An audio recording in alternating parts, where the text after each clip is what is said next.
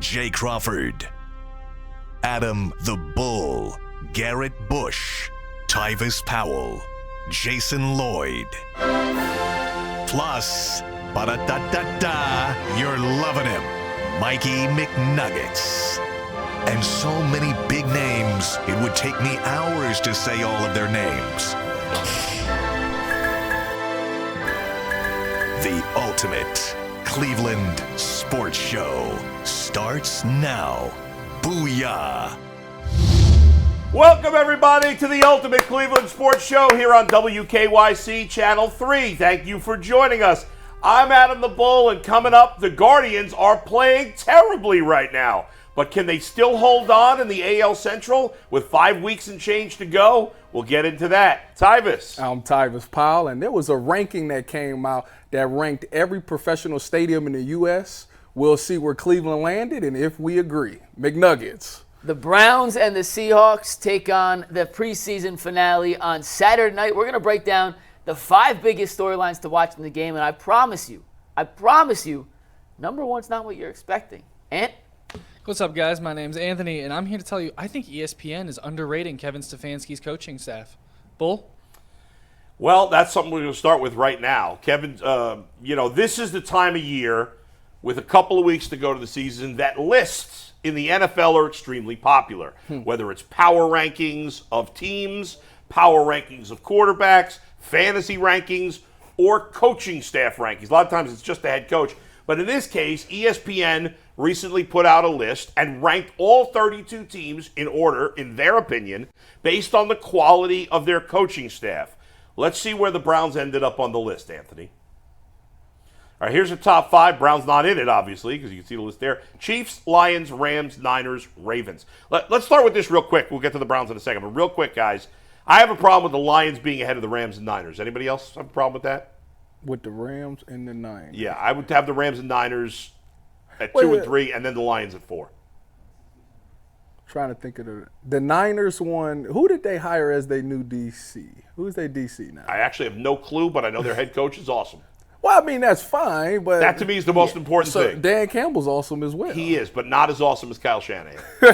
I love Dan Campbell. First of all, I played for Kyle Shanahan, so I understand. Yeah, he's a great head coach, but what Dan Campbell has done with the Lions has been more impressive than with the Niners. I think it's flipping a coin. I would personally put them ahead, but I'm not going to. Not a big deal. All right, let's see 6 through 10. Did the Browns make 6 through 10? They did not. The Texans, the Steelers, the Packers, the Dolphins, and the Vikings. I think a lot of people would have especially a problem with the Dolphins and Vikings being ahead of the Browns. Yes. Do you guys? I do, and the Browns are on the next list of 5. You spoiled it there, Mike. All right, let's show it. I don't want to tell them where they rank before I explain why it's wrong. Can we see 11 through 15 after Mike just pulled the spoiler? There we go. The Browns are 13th, behind now the Colts and the Bills, ahead of the Bengals and the Eagles.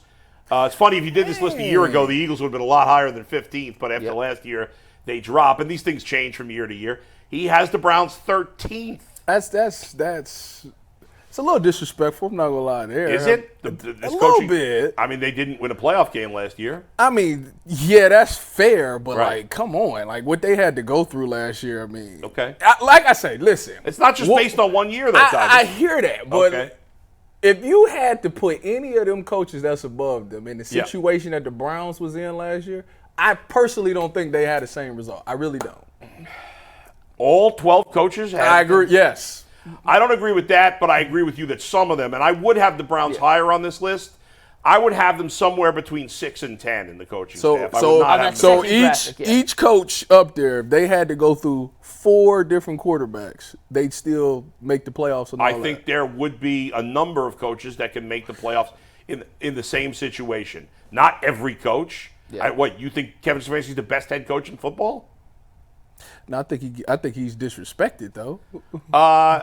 I mean, the guy's won 2 Coach of the Year awards. Well, I guess you got a point there. He's got more Coach of the Year awards and playoff wins. That's true. Yeah, I guess you got a point. Probably a rarity. When it comes to this list, though, in particular, the reasoning behind putting the Browns at 13, just to give a little context, was Benjamin Solak wrote the article. He said, Kevin Stefanski's gotten the most out of all the quarterbacks he's played for who weren't expected to be his quarterback.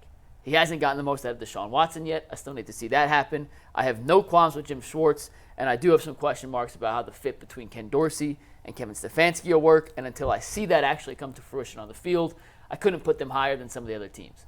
Now, I don't buy his excuse. I don't buy that either, because you could say Yeah. the exact same thing about 2 or 3 of the teams he placed ahead of them. Right. So I'm calling a Now, little, the one thing I'll little say about iffy the on Dolphins and Mike McDaniel, everybody loves him. He's got a great personality. Yeah. And it's kind of been similar to the Browns, where he's taken a team that wasn't very good and they've gotten to the playoffs, but they haven't really done anything. Mm-hmm. The one advantage you got to give McDaniel over Stefanski is that both teams have guys that you thought would be franchise quarterbacks.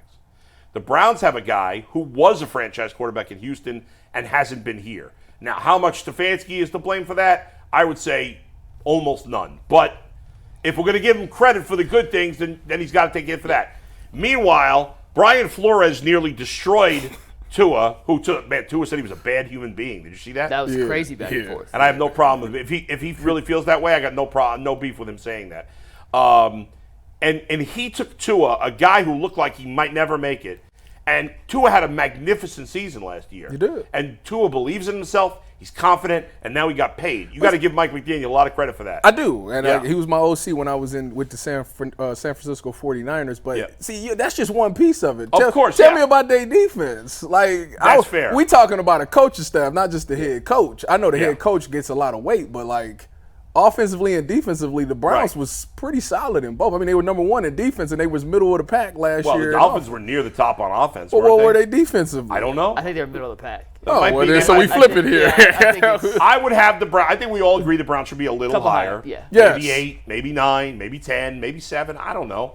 But there you go. And special teams holds weight. That's true. But in an exercise like this, the most important thing is the head coach. Yes, but no still, doubt. Otherwise, you know. Well, it should say, is he the underrated head coach? Don't do coaching staff because it's a whole unit. Yeah. All right, fair enough. Go ahead, Anthony. What's going on? Guys, we have a top 5 that Mr. McNuggets out there has put together for the Yeah, I wanna hear storylines this. coming up for the game tomorrow night at 10 p.m.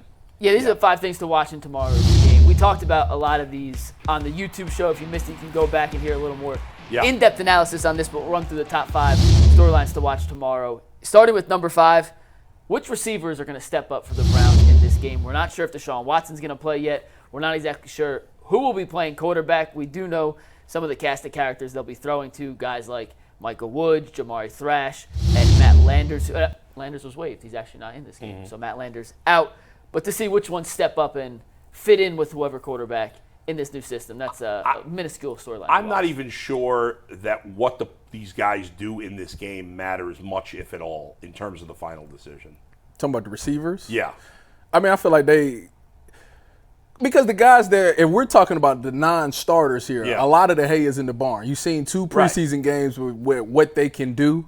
One more preseason game ain't going to change that. In their mind. And the preseason games, Tyvis, is just a small piece on the puzzle, right? They're Yeah. watching him in camp for 6 weeks. So I made this point Yeah. when I did the Browns radio last week. I was saying that the guys that make plays in practice, that works for you to get brought back on practice squad. If you make the play in the game, now 31 other teams see that, and now you got a chance of being claimed. So that's why the games is much fair. more important, because the team's thought is, if I can cut you, but I know somebody else is not going to claim you, then we'll just bring you back on practice squad and we paying you cheap. Right, you know, right, so right. it's always about how can I get the player for the cheapest possible. That's what it's about. Yeah. I mean, we wouldn't want to stress the millionaires having to spend too much money. Billionaires having to stress too much money. Go ahead. The next storyline to keep an eye on is a guy we talked about a lot throughout the week, Siaki Ika. Can he make something happen?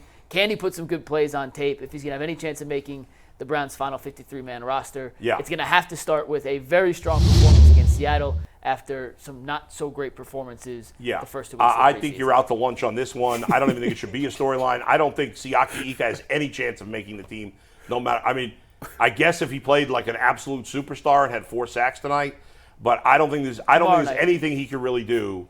What's that? Tomorrow night. Anthony got tomorrow night. Anthony You got ruined you us too. all. I don't think there's anything Siaki Ika could do to make this team. Do you, Tyvis? The only way Siaki Ika can make this team is if he goes out there. If he's out there with the ones, if the ones is out there and he's in there and he gets 2 sacks and 3 TFLs, okay, now we got to have a conversation. Yeah. But at this point, Percentage chance that would happen. 1. 2%. You think this? You guys are crazy. You think it's 2%. I said 1. Listen, nothing's ever 0%. I would say it's Listen. 0.00001%. Bull, listen to me. When your job is on the line, you'd be surprised what you could do. Okay, Like, you we'll know, if they walked up to you and said, Adam, Yeah. you go out there and you get 3 TFLs and 2 sacks, you are guaranteed to make this team. You don't think you would go out there and do some I'm crazy pretty stuff? slow. I don't think I would. Boy, make it. you would move. By the way, you would take all 5 of them like, Yeah. get out the way. Tyvis, the offensive lineman he's going against, that guy's doing this in the same boat. No, because if he's going up against the ones, Yeah, Seattle's playing the like Suns. then they'd be like, well, we kind of. But is he even playing against the ones, or is he coming in the second Probably half? not. Yeah, We're he's gonna find it's out. probably second. All half. right, number 3. Next storyline, Jermaine Ifedi getting the start at left tackle. Yeah. This is a camp battle. Ifedi has to have a strong performance. LB, it's supposed to be OT, but Ifedi has to have a good performance to kind of solidify that roster spot. It's him, James Hudson, Adeniji, Yeah. all those guys battling for the last position on the offensive line. Plus, who's going to protect Deshaun's blind side in week 1 against Dallas? We'll see what Ifedi looks like at left tackle. I against do Seattle. think there's some legitimacy to that being a storyline. No, I think that's Yeah. probably the biggest storyline. Well, I don't know what your one is. To me, that's one of the things that a lot of people's going to be locked in because you've heard so much stuff about, oh, my goodness, the season is a disaster before it even start because we don't have an offensive tackle. Obviously, I'm rooting for Fetty. I played with Fetty when we were Seahawks. We both came in at the same year. Things were good and then things were bad with Seattle, so hopefully he can put it together for one game. Yeah. Going up against your former team, it's a lot of motivation there. Yeah, the fact that he was a first-round pick, you know there's talent there. Yeah. So. All right, number 2. Will or will not Deshaun Watson be in uniform for the Cleveland Browns? The most important storyline. How is that not number 1? Because wait till you see what I got up my sleeve for number 1. This is the question we all want to know. Will Deshaun Watson play? Get that answer Saturday when Kevin Stefanski lets us know for sure one way or another. I feel like number 1 might be something like, will I stay up to watch the end of the game or something silly Even like better. that? Even Okay. better. Go There ahead. are a few things that happen in the UCSS world that just, they hit home. Oh, sure. Become memorable moments. They become extra characters in the show. Okay. And we haven't spent a second talking about this all week because I've been saving it for this exact moment. The number one storyline in tomorrow night's Seattle versus Cleveland preseason finale is, take it when you're ready, Steve. It's a PJ Walker revenge game, guys.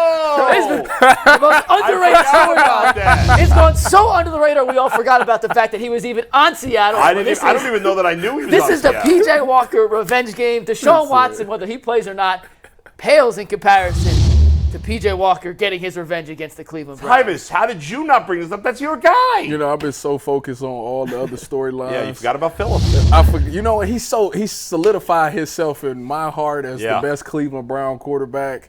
And when he goes out there against the Browns on tomorrow, he going for 399 yards and like 3 touchdowns for That sure. would be amazing. He gonna be like, Walker y'all versus cut Rocky me, Ika y'all battle. ain't bring me back. Oh, he That's about to. Him and Ifedi both got I something won to you a prove. huge game and you did me like this. Telling you. It's a revenge. All right, folks. When we come back, we switch gears. The Guardians are playing their worst baseball of the year. But can they get back on track and still hold on and win the American League Central? We'll get to it next on the Ultimate Cleveland Sports Show on WKYC.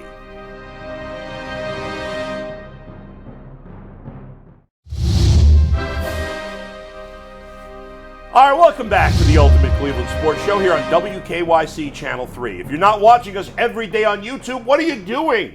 YouTube is very easy to use. If you're just learning about us now on Channel 3 WKYC, check us out on YouTube. We're on every weekday from 11 a.m. to 1 p.m. We have fun. We break down sports. It's a great time. Please join us if you can.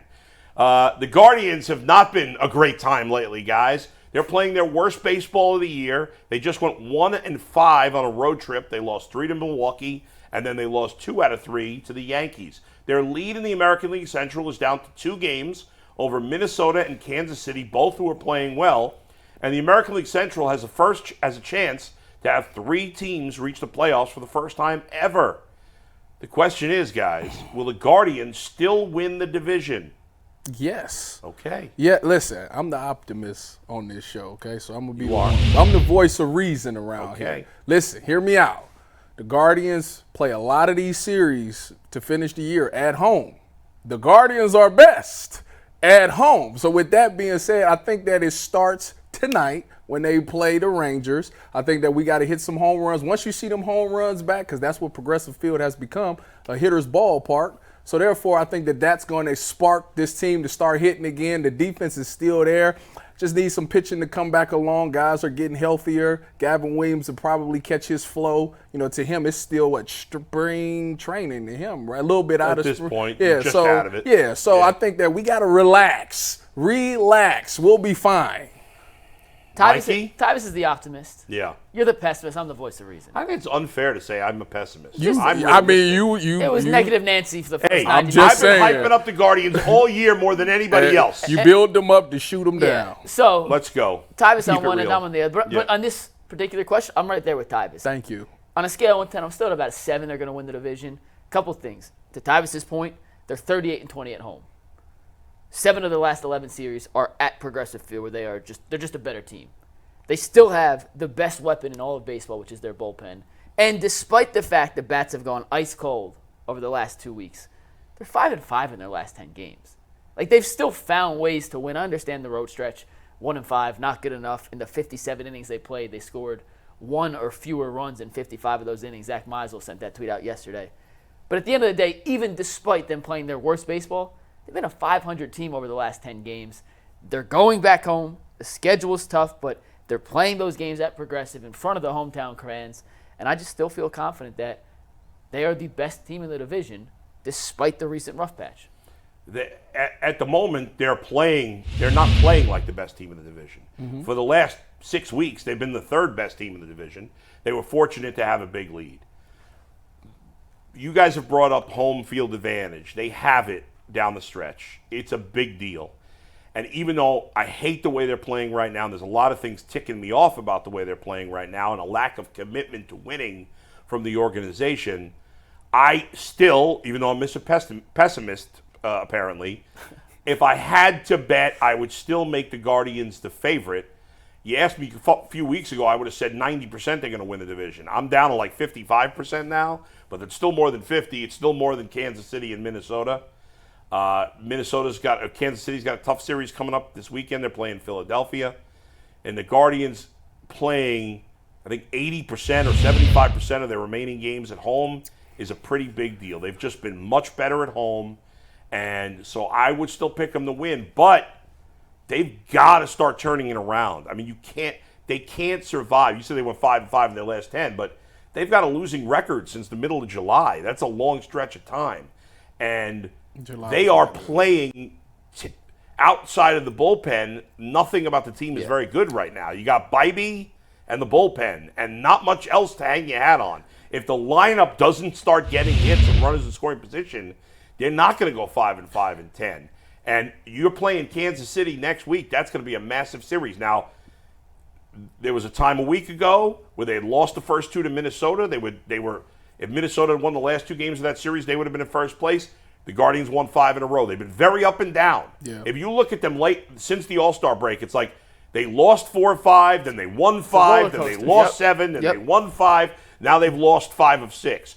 It's been, unfortunately, the losing streaks lately have been longer than the winning streaks. Yeah. They've got to get something going offensively, and they need to have a shakeup of the lineup. They need to call up some of the guys from the minors and I don't want any more Emons, no Schneeman, no Freeman. Get them out of here. Well, it's going to come down to Bobby Witt Jr. versus Jose. That's how I look at it. Right now, Bobby Witt Jr. Bobby Witt is on fire right now. So, Jose, you better spark up, brother. You better figure something out and get this team going. They have 2 series against Kansas City in the next 4. Yeah. 1 at home, 1 on the road. Right. Kansas City's playing very well. They don't play Minnesota again, do they? No. So Minnesota's done. They got those games against Kansas City. The rest of the schedule down the stretch isn't that difficult. Well, they have the Dodgers, I understand. Yep. I know they got 2 series against Kansas City, but they also have St. Louis in there. St. Louis is not terrible. They're a mediocre team. It's a team you should be able to beat if you're competing for a division title. It's baseball. You don't know who you're going to face in Pittsburgh. It could be Skeens and Jones. I get that. Bull, last thing on this. Yeah. When we talked about at the midway point of the season, we were like, the Guardians can win 100 games. They can win 105 games. Now I'm not sure they're going to win 90. What's the confidence level they reached the 90 win? I mean, to win the division, they're going to have to win 90. So I'll say they get to the low 90s, 92 maybe. But I'm not, again, I'm like 55% that they'll get there. That's crazy. 2 weeks can change all that. Everything. All right. When we come back on the Ultimate Cleveland Sports Show, This genius, I don't know who he is, but we're going to find out who he is, made a list of the best stadiums. They took all the stadiums, stadiums and arenas, baseball, football, and basketball, and ranked them 1 through 90-something, whatever it is. Where did the 3 Cleveland stadiums end up, and who's the highest of the 3? We'll find out next on the Ultimate Cleveland Sports Show on WKYC.